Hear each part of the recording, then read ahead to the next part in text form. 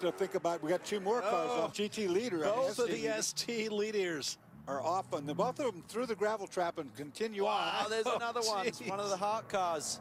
Alert the harbor master. And another one. Wow. Yeah, you just can't keep it on the island in these conditions on slick tires. I mean, the guys have been doing such a tremendous job all day long, but these conditions, doesn't matter how slow you go. Damage underneath the 31 in the front. I don't know if that was radiator hose related or if it's just under panel. We got a full course caution now, which you had to know was coming because there's cars off everywhere. It's hard to believe how slow you have to go to keep on the racetrack when you're on slick tires in these conditions, Dorsey. You just think you're at a crawl and the car will still go straight. Whoa, we've got the 61. That's Billy Johnson. The 2 Roush cars got together, it looks like, and Johnson is upside down. Joey Atterbury. And another one's going to hit it. Oh, no. There's why you don't unbuckle. I mean, you're sitting in that car upside down, you want out. You don't want to get it unbuckled right there. Look, there's going to be more. I mean, they got to get another one upside down. This is turn 6. Downhill off of the old turn 5, going down that left-hander. It's downhill, and that exaggerates the problem there. You see the caution light flashing. Johnson's accident. It'll be interesting to see what people do here, because you got to think about this. You think, okay, I need wet tires, but looking at the clock and looking at how much cleanup there is to do, if you can just survive on those slick tires and maintain. Glenn, let's get you up to speed, and it's going to take a minute. Those skies opened and chaos broke out. Here come our ST leaders. Look at the ride that Pierre Klein-Irving comes. Here comes Eversley. He thinks, I can take position here. Passing under just yellow. get some traction. That's not fair. But he's going to give it back right here. Same corner, just a moment later. Here's the 197. Just no hope at this stage, guys. 0-0 grip. More serious was this incident. Spinners down at turn 6. Atterbury, and here comes his teammate, Billy Johnson, a big one. Gets that one upside down. That traps Atterbury, who did get away. You see right there, and it's a good thing he did because watch it. And then this. We were hoping at that point Billy was still in his seat and buckled up. He was. And it's not over yet because now we got the Porsche here, the 50. Another roll. Billy Johnson got out. Gives him a cheer. He gives him a wave. Says, I'm okay. But the Mustang, on the other hand. Look at the damage to that Mustang. Not so good. Justin Piscitelli was in the BMW, but he had nowhere to go. Skidded off and nailed Billy Johnson's Mustang. But has jettisoned oil, as Minardi's Fernando Alonso quickly discovers. The Ferraris approach the invisible ice rink with predictable results. Both Schumacher and Barrichello are lucky to avoid the barrier, but have all chances of a 1-2 finish slipped away?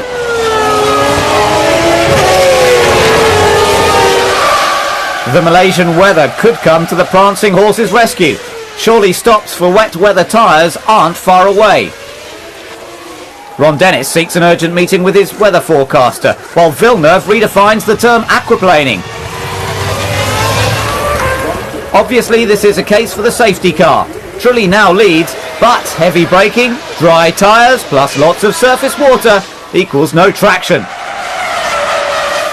Rubens Barrichello makes the same mistake, swiftly followed by Fisichella. Verstappen also oversteps the limit of adhesion. Coulthard survives long enough to make it to his pit, as does Barrichello.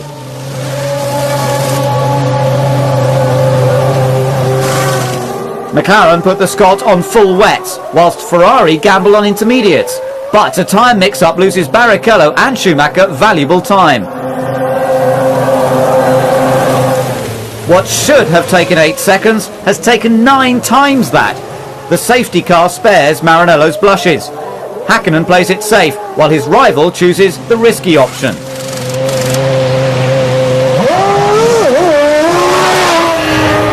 If the monsoon conditions persist, Ferrari may regret their gamble. Coulthard leads behind the safety car, ahead of Frentzen, Verstappen. Into a real soupy race out here. These guys were so disappointed with their second place finish at Watkins Glen, the 6-hour race, so they're looking for a win here. However, they've always been beat by the Ganassi boys in pit lane, so they've got to do this one fast. Angelelli already in the cockpit, set to go. His return to the Rolex Sports Car Series. Oh, we have lost past the Brumos car, the 59, and one of the Racers Group cars. It's the 67. Yeah. And that's right at the, oh boy, that's a mess. They're into the styrofoam barriers. Kevin Buckler, the team principal, on the left of your screen. That's right here in front of us. That's right at the turn into pit lane. So these guys hooked up together. Look, and someone's spun on the pit lane here. That's Didier Taze, I think, is it? Oh, someone else goes. Crash. The 33 has gone. And another one. As well. There goes the Steve two. Earle and the two of Milka Duno. As you can see, Joey Hand goes as well. Oh, another one. Oh my gosh. We're losing half the field. Oh, that was a big hit. Oh my goodness. 1, 2, 3, 4, there's 6, 7, 8 cars there. And this BMW is still spun. Maserati gets going. That this is not over. These guys really in a bad situation. I tell you what, I hope Kevin Buckler is okay, because the Michael Boffman Corvette slammed into that very, very hard, and I hope whoever was in the 46, it was Mike Boffman himself. Well, these first I hope guys, he's okay. The first guys, they got into the styrofoam, and that's soft, but that hit car to car. And there's Craig Standard. So it was Standard who we got into. There's Buckler hidden in behind there. There's Buckler's car in there. So it was Craig Stanton who was stationary. We didn't see Craig go in there. And there's guys trying to get out of their cars now, which is a really good idea. And look how hot JC France is. France is not happy. Look at this. Over to one of the TPC Porsches. He is hot. And that was the 36 that went in with Mike Levitas, the team principal.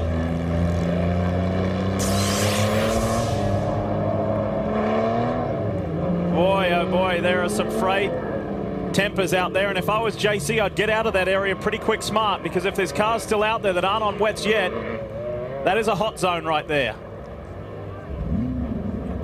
There's Kevin Buckler. He's out of his car, appears to be okay, but he's got a limp.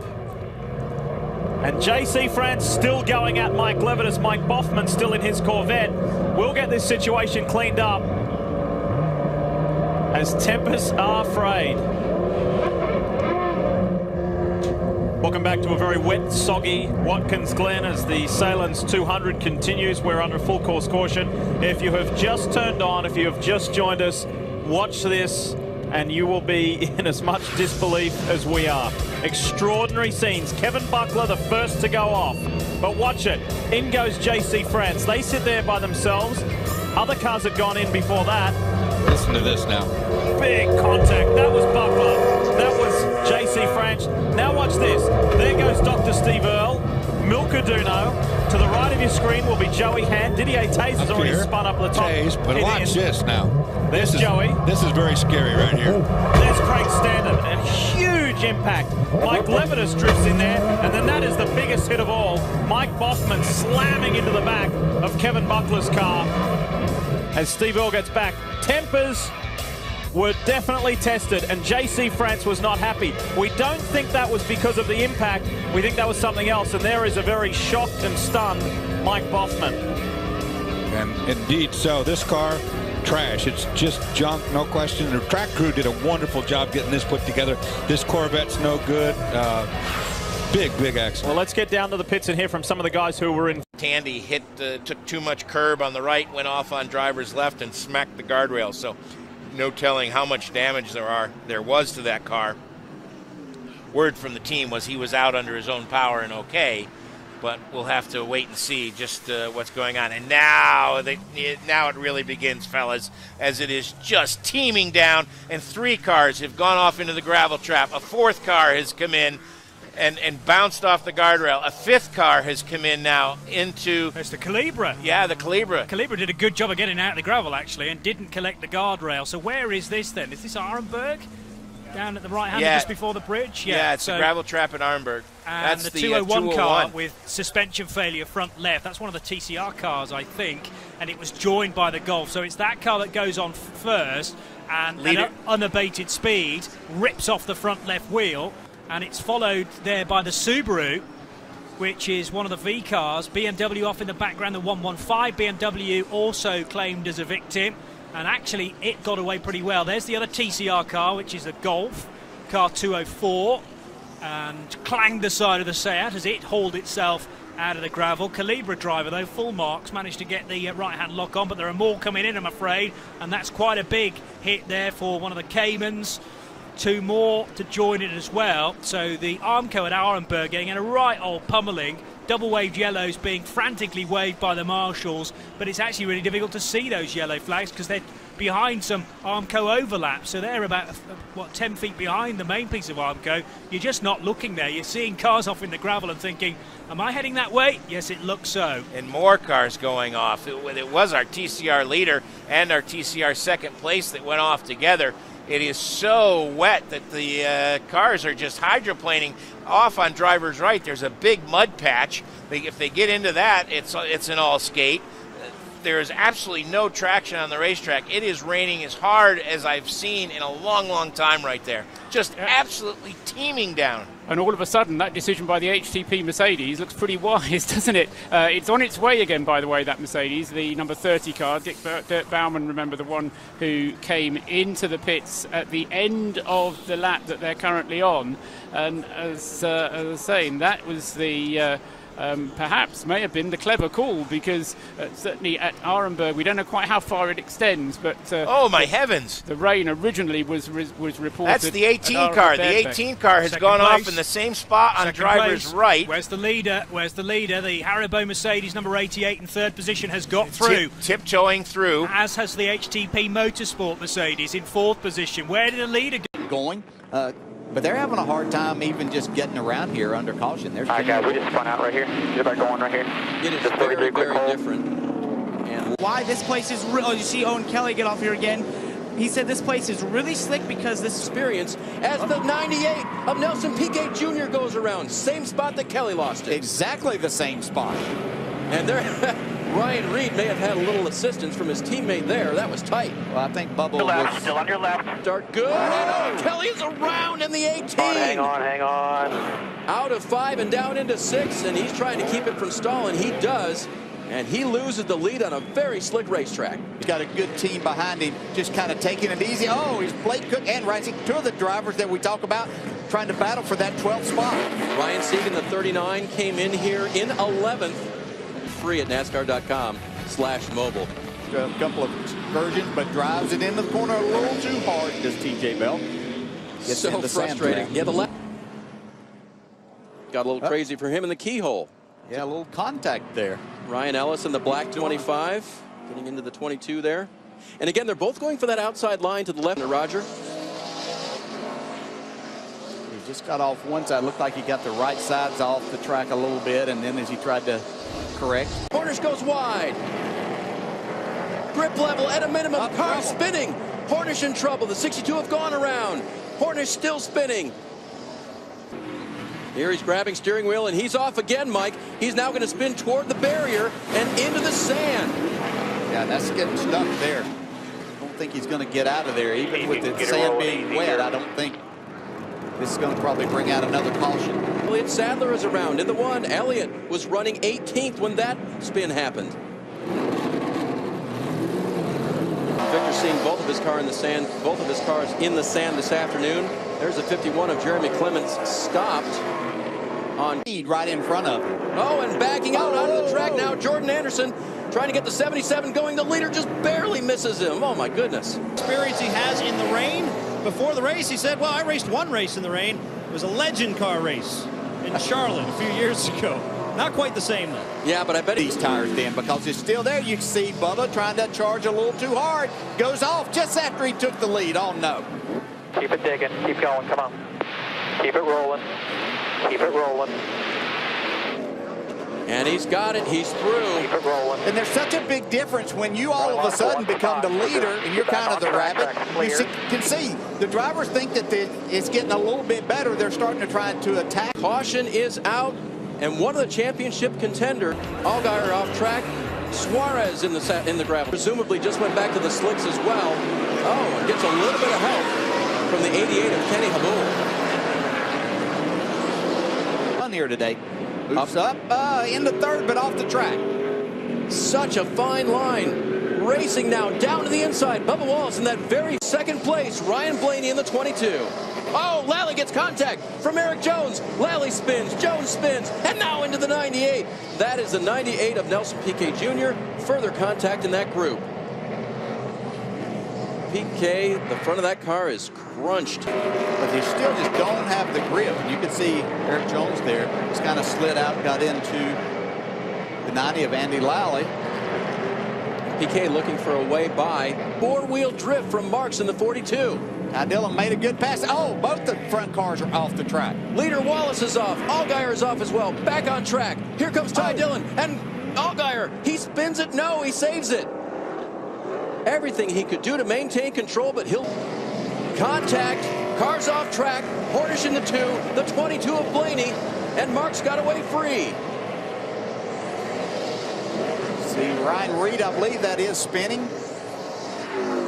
Rain tire whole race car so far, and caution is out again here at Mid-Ohio. There we go again. Oh, look at Yaley's car. Big damage for JJ. A lot of contact. Pool around in the 48. Hornish spins again, gets it going the right way. Look at Yaley's car. We had just talked about how he'd had a little damage, but had done a good job so far. He's gotten into someone, or vice versa. Down into turn 1 on the resumption of the race. Contact from Allgaier into Blaney. Into Blaney, yeah. Sam Hornish was there, and he just got wide, trying to get a little bit more than what the track would allow. See Reed around in the 16. It's right on board with Sam Hornish there. You see, oh, it was Kenny Abul. Big contact with Tim Cowan. Just watch him here. And there's Caution's Yaley. out, caution's out. Back in line, Kale. Keep going. Go. 62 of Gone is off. Driving away, buddy. Nice and easy. There it is. Careful. Right off the track. The leader. No grip out there. Wallace gives up the lead. Inside that. White line coming to pit road normally indicates that you are committed to coming to pit. Ray Black Jr. with trouble. 77 of Jordan Anderson goes around him. Sam Hornish now up to third in the 2 car. You see Joey Gase off in the 52. Your job. Keep your car on track, head in the right direction. He's going off now. So difficult. Justin Marks back to the lead. Dillon to second. Have had the lead. And Wallace off the track again in turn 4. He finds the beach, but he keeps it going.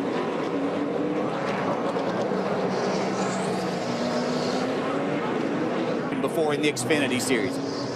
There you see Jordan Anderson going off again. 77 car. He's going to get it headed out of there and get out of the trap. We mentioned with the 97 of TJ Bell. High rate of speed is what they were earlier, and here's Bubba Wallace once again. Lally right behind him. Was there contact? We'll have to get another look. There it could have been at any time. Owen Kelly, a little off-road excursion again in the part of the track that first bit him this afternoon. Sadler wide of turn 5. You know, Kelly had worked himself back. Yeah, that last lap, he was 4.5 seconds faster than second place Ty Dillon. Blaney off and back on. Ryan Reed around. Bubba Wallace trying to avoid him. Gets off the track as well.